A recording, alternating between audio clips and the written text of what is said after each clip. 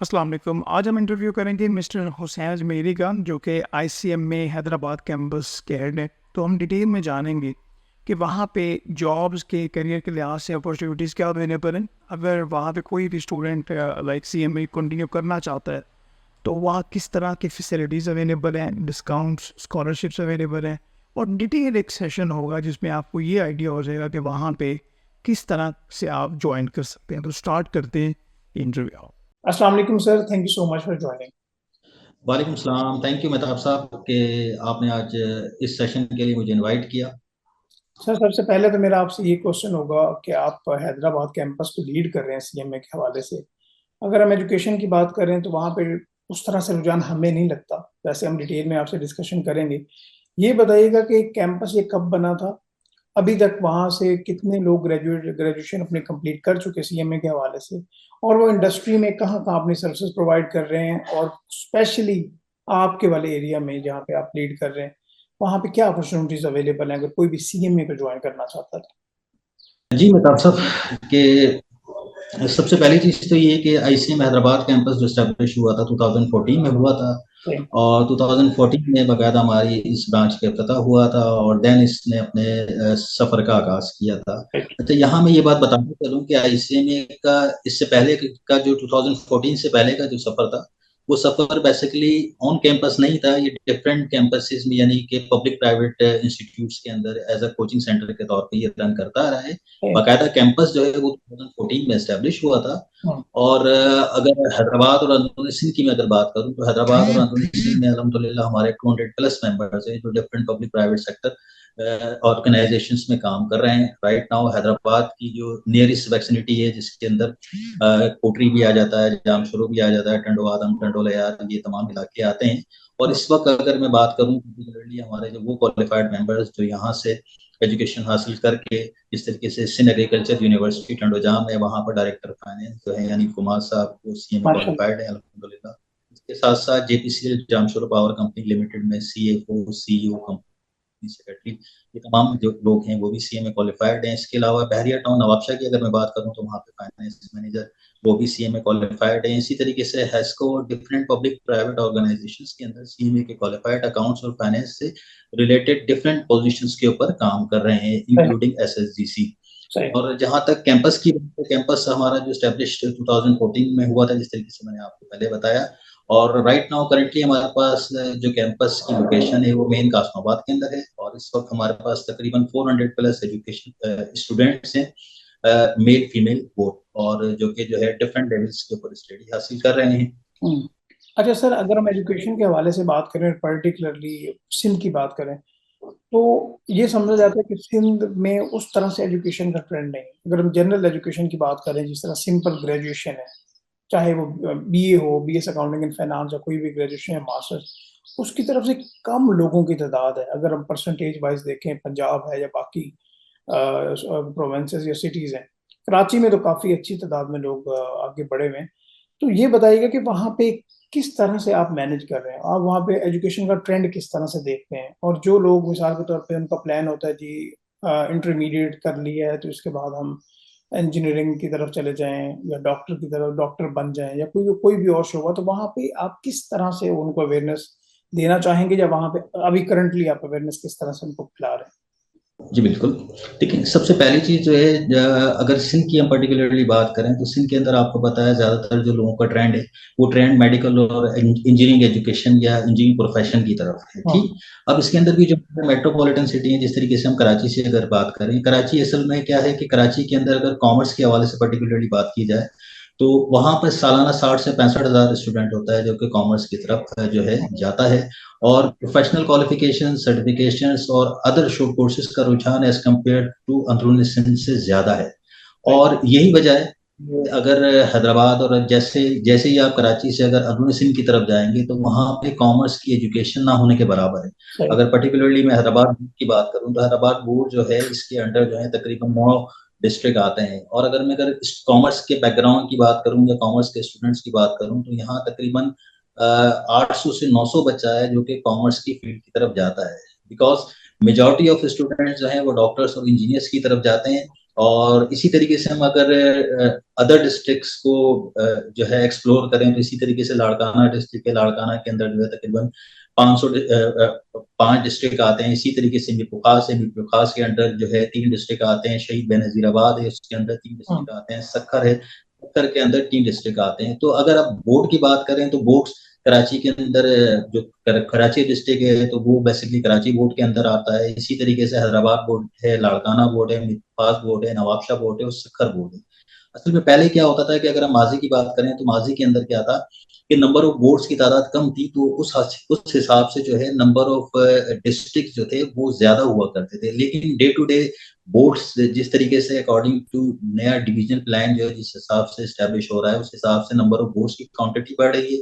जब क्वांटिटी बढ़ रही है तो डिस्ट्रिक्ट्स भी जो हैं वो कम होते जा रहे हैं। तो इसी हवाले से हम अगर हैदराबाद की बात करें या हमारा जो साउथ रीजन आता है, साउथ रीजन के अंदर हमारा जो है मेन कैंपस जो कराची है, कराची के बाद हैदराबाद है और फिर हमारा न्यूली स्टैब्लिश कैंपस जो है अभी सक्खर है। तो हम बेसिकली क्या करते हैं, हमारी एक आउटरीच कैंपेन होती है। तो हम वो स्टूडेंट जो कि सिर्फ कॉमर्स नहीं, इसके अंदर मेडिकल, इंजीनियरिंग, आर्ट, साइंस, हम तमाम स्टूडेंट्स को जो है टारगेट करने के लिए हम थ्रू आउट द सिंध हमारी एक आउटरीच कैंपेन होती है हर सेशन के अंदर। और इसके अंदर हम तकरीबन अराउंड 100+ सेशन करते हैं डिफरेंट कॉलेजेस में, यूनिवर्सिटीज में, स्कूल में, ट्यूशन सेंटर्स में, ताकि हम इस प्रोफेशन के बारे में उनको आगाही फराहम कर सकें और ज्यादा से ज्यादा इंफॉर्मेशन दे सकें कि डॉक्टर्स इंजीनियर्स के अलावा भी प्रोफेशन मौजूद है जो कि सब उन प्रोफेशन से कम टाइम में कम कॉस्ट पे ज्यादा आपके लिए बेनिफिशियल रह सकता है। अच्छा सर, ये भी हमारा अवेयरनेस सेशन ही है, तो ये बताइएगा कि अगर जो भी ऑडियंस सुन रही है वो तो इंटरमीडिएट के बाद या ग्रेजुएशन के बाद अगर वो सीए में ज्वाइन करना चाहे वहां से, तो वहां पे आपके कैंपस की क्या फैसिलिटीज हैं, खास तौर पे अगर हम फिजिकली बात करें और ऑनलाइन स्टडीज की हम बात करें ना, तो क्योंकि आजकल तो डिजिटल दौर है, फिजिकल क्लासेस भी होंगी, ऑनलाइन भी होंगी। और अगर हम दूसरी क्वालिफिकेशन के साथ कंपेयर करें तो सीएमए का फीस स्ट्रक्चर भी काफी ज्यादा इकोनॉमिकल पड़ता है। तो क्या फैसिलिटीज अवेलेबल होंगी, ये मेरा आपसे क्वेश्चन होगा। जी बिल्कुल।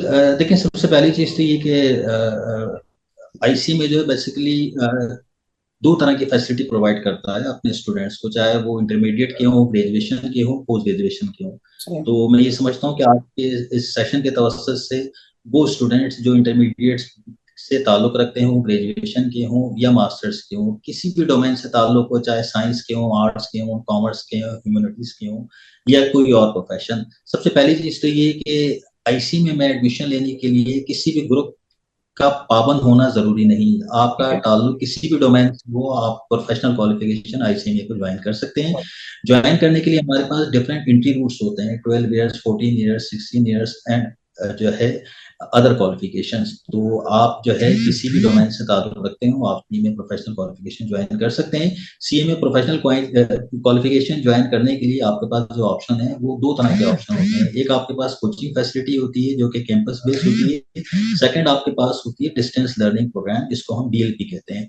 यानी वो स्टूडेंट्स, वो प्रोफेशनल्स जो डेली कैंपस तक रसाई नहीं रख सकते लेकिन वो चाहते हैं कि अपने कैरियर के अंदर प्रोफेशनल क्वालिफिकेशन को इन करें, तो वो हमें डीएलपी मोड पे भी ज्वाइन कर सकते हैं। डीएलपी मोड के अंदर कैंपस की तरफ से आपको जो है मिनट टू मिनट सिलेबस के साथ साथ जो आपको है रिकमेंडेड मटेरियल प्लस आपके पास अगर कोई भी आपको एकेडमिक के हवाले से प्रॉब्लम है तो हम आपको फैकल्टी जो है वो प्रोवाइड कर देते हैं, जिससे आप रेगुलर बेसिस पे कोऑर्डिनेट करके सीएमए प्रोफेशनल क्वालिफिकेशन ज्वाइन कर सकते हैं और अपने घर बैठ के जो है डीएलपी मोड के थ्रू आप इस ऑप्शन को ज्वाइन कर सकते हैं। सेकंड ऑप्शन जो हमारा coaching facility, just like university education होती है, रेगुलरली बेसिस पे आपको कैंपस आना पड़ता है, असाइनमेंट्स होते हैं, प्रेजेंटेशंस होती हैं, डिफरेंट एक्टिविटीज होती हैं जिसके थ्रू आप कैंपस के थ्रू ज्वाइन कर सकते हैं।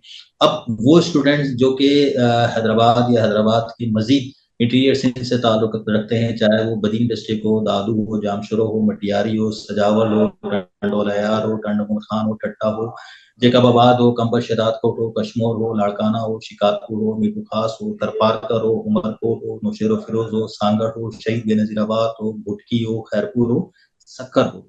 तो आपको जो भी कैंपस जो है नियरेस्ट पड़ता है, चाहे सक्खर पड़े या हैदराबाद, क्योंकि यहाँ मैं ये भी बताना जरूरी समझता हूँ कि मेट्रोपॉलिटन सिटी कराची में तो हमारे अल्हम्दुलिल्लाह 4 कैंपसेस हैं, लेकिन अंदरूनी सिंध की अगर मैं बात करूँ तो आपके पास 2 ऑप्शन मौजूद हैं, आपके पास एक हैदराबाद और सक्खर है। तो अगर आप चाहते हैं कोई कैंपस आपको नियरेस्ट पड़े तो आप वहाँ ज्वाइन कर सकते हैं, अदरवाइज DLP मोड पे भी आप हमें ज्वाइन कर सकते हैं। सही। और ये बताइएगा, मेरा लास्ट क्वेश्चन आपसे होगा डिस्काउंट्स एंड स्कॉलरशिप्स के हवाले से।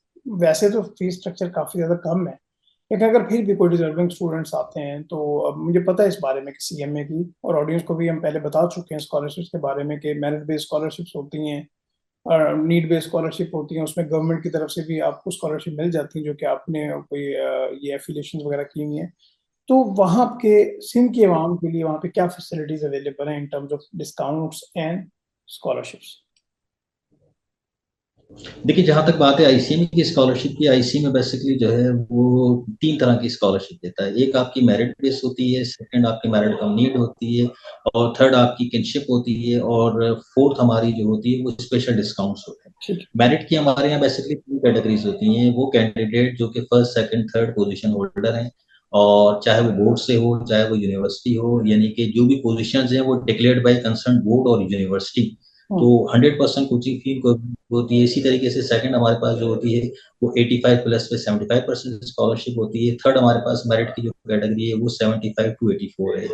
तो इस बेसिस पे आपको 50% जो है डिस्काउंट मिल जाता है। सेकंड, मेरिट कम नीड, वो स्टूडेंट्स जो कि किसी भी इशू की वजह से, चाहे वो फैमिली इशूज हो या फाइनेंशियल इशूज हो, एजुकेशन को अफोर्ड नहीं कर सकते, तो ICME पाकिस्तान उनको 10 to 100% डिपेंड करता है, केस टू केस एक स्कॉलरशिप फॉर्म आता है, वो फॉर्म फिल करते हैं, रिक्वायर्ड डॉक्यूमेंट्स होते हैं वो आप जमा कराते हैं, तो ICME पाकिस्तान आपका, हमारी डिपार्टमेंटल कमेटी है आपके केस को इवेल्युएट करती है और आपका केस अगर जेन्युइन होता है तो आपको 10 to 100% की स्कॉलरशिप दी जाती है। थर्ड हमारे पास जो होती है वो किनशिप बेस्ड होती है। रियल सिस्टर ब्रदर अगर एजुकेशन एक साथ कंटिन्यू करना चाहें तो 25% जो है वो दोनों कैंडिडेट को हर सेशन में दी जाती है। फोर्थ, जिसकी मैंने बात की, फोर्थ हमारे यहाँ स्पेशल डिस्काउंट्स हैं। अगर कोई हाफिज कुरान स्टूडेंट है तो उसको भी 25% हर सेशन में दिया जाता है। इसी तरीके से डिसेबल पर्संस अगर नादरा का डिसेबल कोटा पे अगर CNIC रखते हैं तो देन उनको 25% हर सेशन में दी जाती है। सही। चलिए सर, माशाल्लाह आपने बहुत डिटेल में गाइड किया। थैंक यू सो मच और मैं उम्मीद करता हूँ कि जो ऑडियंस है वो ज़रूर इससे मुस्तफीद होगी। Thank you so much sir, thank you very much.